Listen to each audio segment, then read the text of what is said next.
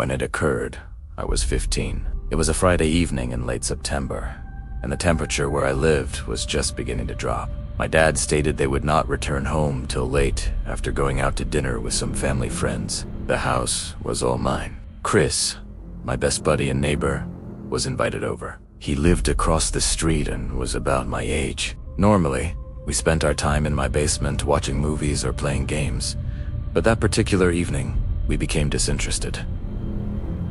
He started playing hide-and-seek at one point. Although it initially sounded silly, we had previously done it in a group setting, and it had been enjoyable. Despite its diminutive size, the cottage provided plenty of hiding spots, particularly in the dark. To make it more eerie, we turned off the majority of the lights. The kitchen was the only room with a light. The guidelines were clear.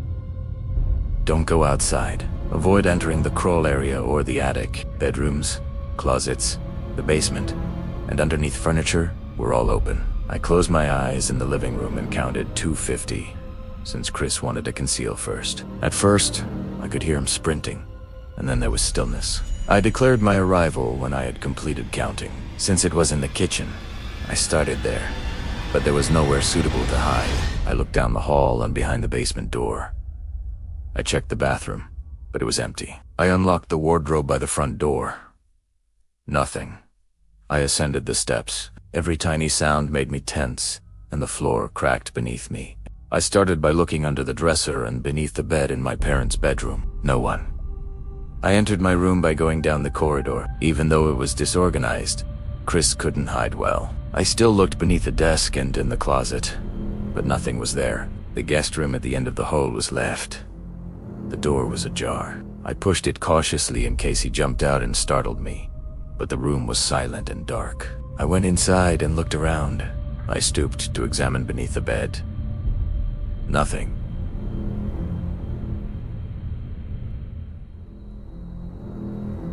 Nothing. Opened the closet door. Empty.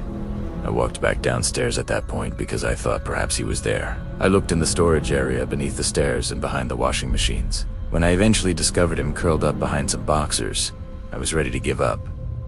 He chuckled and inquired about my wait time. I spoke to him for far too long. Then we made a switch. While he counted, I hid. I went upstairs and covered myself by sliding beneath the guest bed and lowering the bed skirt. As I lay there in the dark, my heart was pounding. A few minutes later, I heard him come upstairs, his footsteps heavy and slow on the floor. He entered my parents' room after first opening the bathroom door. The footsteps eventually made their way toward me down the hallway. As he entered the guest room, I could hear his breathing. He paused close to the bed. I held my breath. He shuffled his sneakers on the carpet. Then there was a long period of silence. I assumed he had figured it out and was going to pull up the bed skirt, but he simply left. The house remained too quiet for me to hear him call that I had won, so I lay there for a few more minutes. I crawled out at last. I thought he would be on the couch when I came downstairs, but he wasn't. I signaled the end of the game. He was down there, according to a voice coming from the basement. I believed he was playing tricks on me. I went to the basement door, yelled down the steps, and opened El Italiano. In response, he yelled that he was still searching for me and inquired as to where I was hiding. My gut twisted at that. I informed him that I was now standing in the kitchen and out. I heard him ascending the stairs a moment later. He was perplexed as he moved into the light. He inquired as to how I had gotten upstairs so quickly. I informed him that I had spent the entire time beneath the guest bed. He scowled and claimed that he might have been positive that he had heard movement in that room when he investigated it. He claimed to have heard breathing. I assured him that I remained motionless. After a little argument, we simply dismissed it. We played another round, but I was uneasy the entire time. I jumped at every watercourse in the home. I thought I heard a faint thump upstairs once while I was counting, but when I looked, there was nothing there. Chris was in the laundry room when I found him. We continued to play until we were both exhausted. After that, we sat down on the living room couch and switched the television back on. We both froze at that moment. A loud bump, like something heavy falling, came from upstairs. Chris inquired as to whether it was my parents. I reminded him that they had not returned. My arm's hair stood up. As we waited, the house fell silent once more. Perhaps something slipped off a shelf, Chris replied. I wanted to think so, but as we sat there listening, we could both clearly hear it. A sluggish flow of flooring, the sound of footsteps coming upstairs, down Tahol. Neither of us moved as we gazed at one another. I then muttered that perhaps we ought to check. No way, Chris said, shaking his head. But we couldn't just sit there if someone had broken in. I took the fireplace poker from next to the couch and told him to stay behind me. We made our way to the steps and began to creep up. I could hear my own breathing since the house was so quiet. The weight of us made the steps creak. I gestured to the guest room as we got to the top. Now the door was shut. I was positive that I had left it open. We were motionless as we stood. Then there was a slow dragging sound, like fabric moving across the carpet, coming from behind the door. Chris muttered that we ought to go. I wanted to, but fear and curiosity held me back. Reaching for the knob, I lifted the poker. I'm not just being dramatic for the story when I claim that my hands were shaking. I quickly pushed the door open. Even though the room was dark, the dresser and bed could be seen. There was no one. The closet door was somewhat ajar. Chris remained in the doorway while I stepped closer. I yanked open the closet door. There were only boxers and coats inside. We both chuckled shakily, acting as though it was all in our imaginations. However, we heard another sound as we were about to depart. It wasn't upstairs this time. The location was downstairs. The opening and closing of the front door. Once more, we froze. Someone was in the house, Chris murmured. My stomach dropped. After running down the hallway, we huddled in my room while the lights were off. I gripped the poker tightly. When we first listened, nothing was audible. Then, on the first floor, there were soft footsteps. My phone was on the couch where we had been seated, and I wanted to call the cops. We might be able to slip out the window, I said, but it was too little. The hallway beyond the stairs was the sole exit. The sound of footsteps approached. We heard the entrance to the basement open. Then, one by one, the steps descended. We both let out a sigh of relief. We ran during that moment because whoever it was had gone into the basement. We ran through the kitchen, out the back door, and into the yard after descending the steps. Until we arrived at Chris's house across the street, we didn't stop. When we told his parents what had happened, they phoned the police while they were at home. My entire house was searched by the authorities. They couldn't find anything. There were no indications of a forced entrance or a person hiding in the basement. They said that when we were playing, it was most likely just our imaginations running wild or the house settling. However, Chris and I were both aware of what we had heard. We were aware that there had been a visitor. After that, I had trouble sleeping for weeks. Every watercourse gave me the impression that there was a person in the corridor. I never played hide-and-seek again after that. In any case, we're too old for it, although Chris and I never discussed it much after that. I can occasionally sense when we gaze at one another that we are both thinking back on that evening. The nighttime game of hide-and-seek evolved into something more. Years later, I can still hear the footsteps on the first floor, the dragging sound in the carpet, and the sound of the closet door. We were never able to identify it. Perhaps a burglar who discovered we were still at home. Perhaps someone who got away when we were running. All I know is that we learned how frightening it is to realize you went alone in your own home that night. While playing hide-and-seek, the neighborhood where I grew up was directly adjacent to a wooded area. One side of the street was lined with residences, and 4 miles behind them, there were only trees. A group of us street kids used to play together virtually every weekend when I was younger. We would stay out late into the night throughout the summer, sometimes until our parents called for us to return home. The game of hide-and-seek was one of our favorites. Typically, we would play in backyards and on the outskirts of forests. While it was enjoyable during the day, it was not the same at night. No matter where you went, the trees absorbed the light, making everything appear the same. It was both frightening and enjoyable because of that. I was 14 years old, the last time I played hide-and-seek in those woods. Even that night, August was hot and muggy.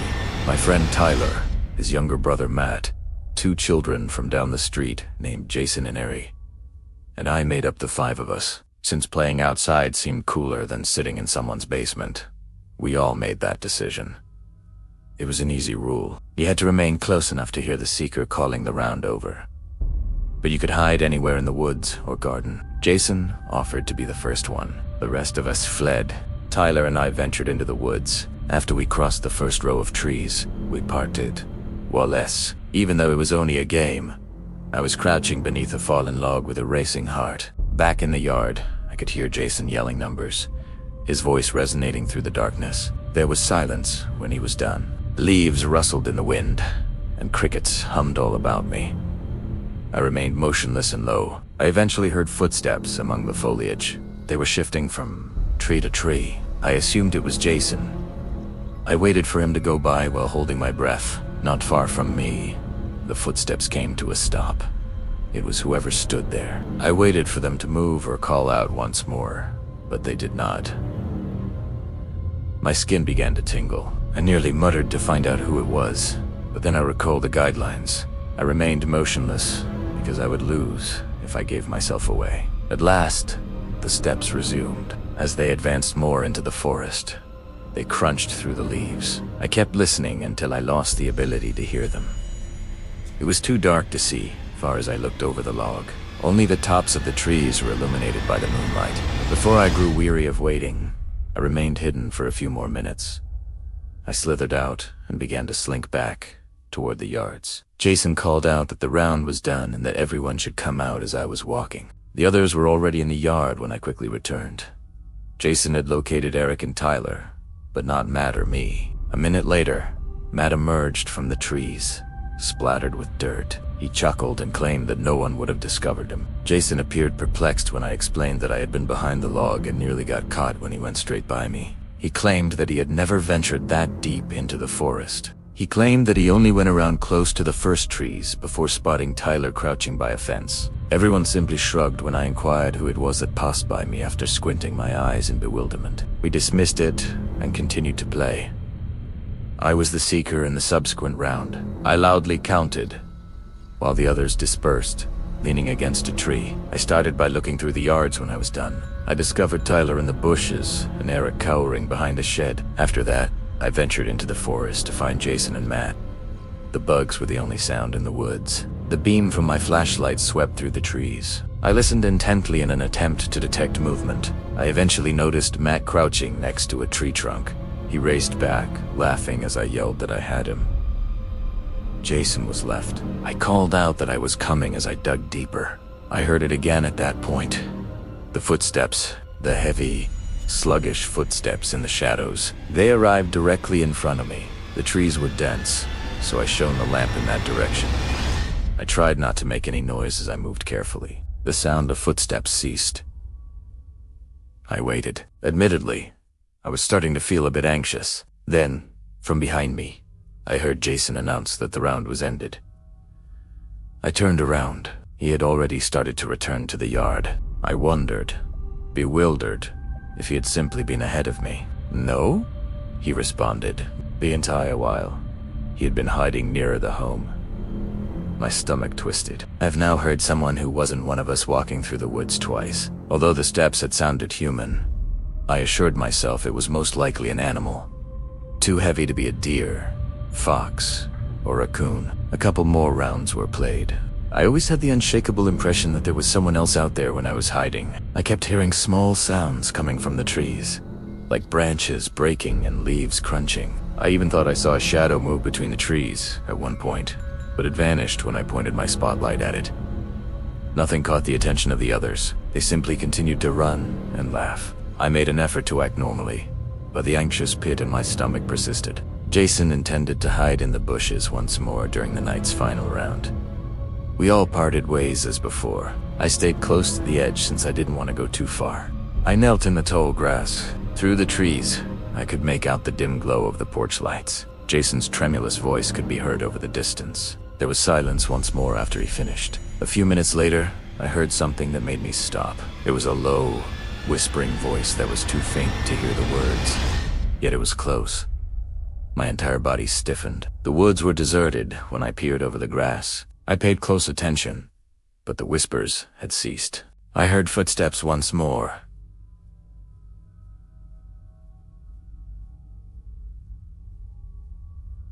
A bit later, they passed me and went into the woods. I lay shaky. Jason said that the game ended at that point. The others emerged, giggling and wiping the dirt from their faces. My heart continued to race as I walked slowly back. They all merely laughed and claimed I was attempting to frighten them when I informed them. I'd heard someone whispering. I was aware of what I had heard, but I didn't dispute it. After that, we spoke and drank cola in Tyler's yard. Matt then inquired as to whether anyone else had seen the man. We all paused to gaze at him. He claimed to have seen a tall figure standing in the woods while he was hiding. He claimed that the man simply stood there observing without moving. He was told he was insane by Jason. I felt nauseous because I believed him, even if Eric shrugged it off. Soon, the night came to an end. Everybody went home. That night, unable to fall asleep, I lay in bed and stared at my ceiling. The quiet crunch of footfall in the leaves and the murmuring in my head persisted. I never went back to playing hide-and-seek in the forest. Years later, I still remember that night. Every time I hear leaves crunching beneath my feet in the dark, that man Matt claimed to have seen comes to mind. I consider the murmur that I am still unable to explain, and the footsteps that were in Jason's.